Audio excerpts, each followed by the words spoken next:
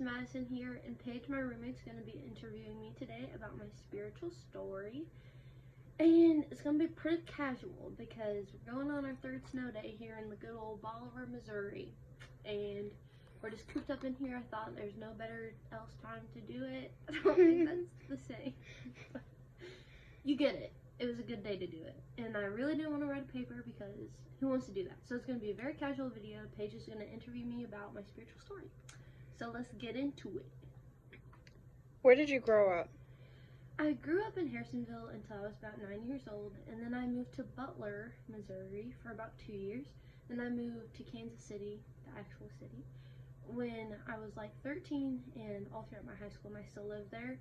I don't really like to say I grew up in Harrisonville because Harrisonville's a little bit jank. So I like to say I just grew up in Kansas City. But yeah. Tell about your family. Okay, so my parents are divorced. Their names are John and Debbie. They got divorced when I was about 3. They have me and my brother Keanu. He's about 5 years older than me. It's kind of strange that they get a child named Kiana and then a child named Madison, the most basic white girl name in history. Don't know how that happens, but it did. And then we have my stepmom. She got married to my dad when I was about 14. No, when I was about 12. And we have my step siblings, Ashley, Corbin, and Ryan. They're about 10, 12, and 14. How does your spiritual story begin? This part's a little bit interesting because my parents, neither of them are believers. I never really went to church, ever. I didn't go to church, ever. And, so I lived with my mom growing up until I was about the age of like 12. I grew up with her. My dad had me every other weekend, so I only saw him like once every 2 weeks. Until I was about 13, and that's when I moved back to Kansas City, and that's when I moved in with my dad. So my brother was already out of the house, but I chose to move in with my dad at the age of 13. And at that time, I was going to kind of city school, like an inner city school. It was just very rough, a lot of fights, a lot of drugs, and I was only in middle school, but it was already that bad. So my dad just looked around. He was like, even though he's not a Christian and he lives a very different life than what I live, he decided that I should not be around people like that and that I should go to a better, smaller school.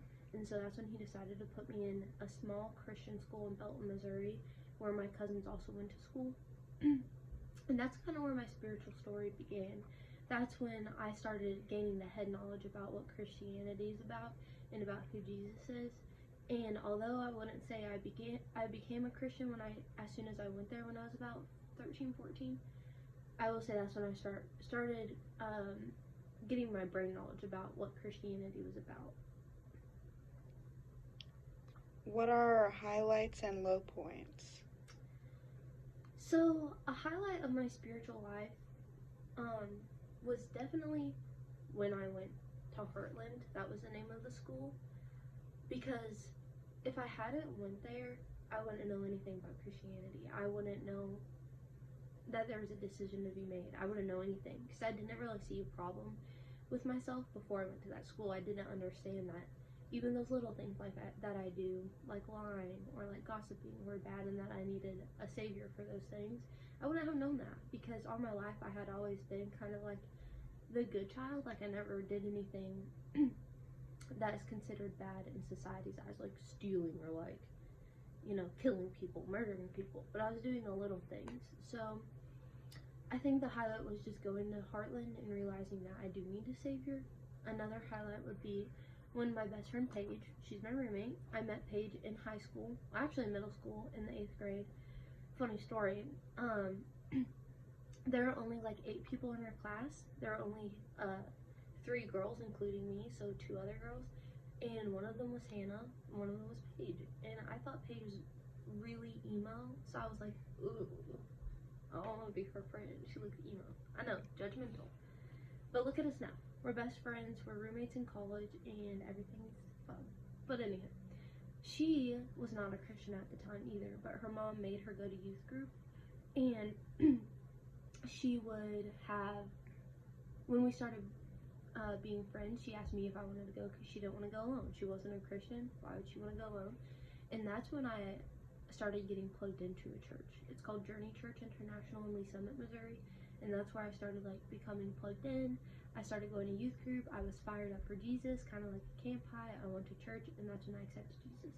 Another high was definitely coming to SBU, because I think that's when my relationship with God was formed. I don't think I had a relationship before. I think it was all a checklist. And then some low points. I would say, even though I accepted Jesus in high school, I would say most of my high school junior to senior year was kind of a low point, because I found my identity in who I hang out with. I found my identity in my boyfriend that I had for 2 years. And I kind of strayed away. I stopped reading my Bible my senior year for a long time, because I was like, if I don't feel like it, and I'm not going to be all in for it, then why even do it? And then that's when I started making kind of not super bad decisions, but I started sliding into worse and worse decisions. What are your dreams, goals, callings? This might sound a little bit cheesy, but one of my biggest goals in life is to like be a really, really good mom. Like, I would say my mom was good, but I just see like as I've grown up and like when I started to live with my dad, not that he's like brainwashed me into thinking not that my dad brainwashed me into thinking my mom was bad, but just as I grew up, I started realizing that like my parents, like the flaws in my parents, although they're good and they raised me well, it's just shown me a lot that I want to do for my kids that they didn't really do for me. And so one of my biggest goals is to just be a really, really good, devoted mom, and do a lot for my children when it comes to like activities, putting them in a private school, and yeah, just being a good mom. And I want to own a coffee shop one day. One key event other than conversion of confirmation that has had a positive impact on you spiritually or personally? I would say my breakup with my 2-year boyfriend in high school. Like, he wasn't 2 years old. Like, the relationship was 2 years long. But the breakup was really bad. But I made I made the decision to break up with him so that I could like date someone else for like a week or so, which was a really bad decision. That's what I mean by I started making bad decisions in high school, kind of. And so even though that breakup was really, really bad and I made a bad decision, it made me understand my need to have a relationship with God in my life, because without that relationship with God and me talking to him every day and me reading my Bible, I slip into doing little bad decisions like that. And so that's when I realized my need. And so I think that was a very positive impact, because then I came to SBU and I gained this spiritual community, and it's just led me into like a better relationship with God. And I think if that hadn't happened, then yeah. One event or issue that has been challenging for you? I would probably have to say my parents not being Christians, and just like, I don't know. My parents not being Christians has really been something that I struggle with, because I just don't know how to act around them, and they live very different lives than me. They both drink alcohol a lot, and they both just are not Christians. So it's very difficult on me, because I know God's made me a Christian in my family so that maybe one day they can become Christians. Like, he's using me in a way to reach them one day, but it just hasn't happened yet. So just like having hope in that is very hard for me, because I haven't seen any sort of like improvement with them or any spark of them wanting to know Jesus. So that's tough. What is your understanding of your life's mission or purpose? I actually worked at Camp War Eagle this past summer, and one of my coworkers said, like, your purpose in life is to choose to pursue God daily. That means daily, in everything you do, pursue the Lord. Like, ask him about things. what is honorable, what is right throughout your day, like when you're making decisions, and choose to pursue him daily. Your purpose in life and the main reason why you're living on this earth is to make more believers, and to when people look at you, they see a glimpse of Jesus in you. I think that's your purpose in life.